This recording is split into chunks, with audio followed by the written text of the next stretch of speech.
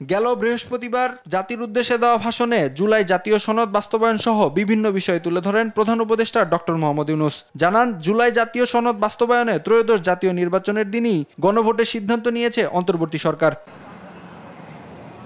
এরপর থেকেই এই বিষয়ে সরকারের নির্দেশনার অপেক্ষায় ছিল নির্বাচন কমিশন। অবশেষে শনিবার একই দিনে 2 ভোট আয়োজনের প্রস্তুতি নিতে সরকারের চিঠি পেয়েছে নির্বাচন কমিশন। শনিবার বিকালে রাজধানীর গুলশানে Asian networks for free elections আয়োজিত নির্বাচন বিষয়ক কর্মশালায় এ তথ্য জানান সিইসি এএমএম নাসির উদ্দিন। আইনটা না হলে আমার অ্যাকচুয়ালি প্রস্তুতিটা আমরা নেওয়া আমাদের জন্য ডিফিকাল্ট। আমি তো আন্দাজের উপর একটা প্রস্তুতি নিলাম, তারপরে অন্যরকম একটা প্রভিশন আসলো, তাহলে তো একটা সমস্যা।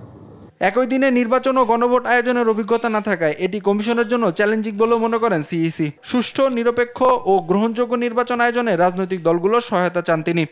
By next week, so as soon as we receive the ordinance, it will be easier for us to work. Then we have to work full gears, 24/7, to complete this extra job that we will have to undertake along with the national election.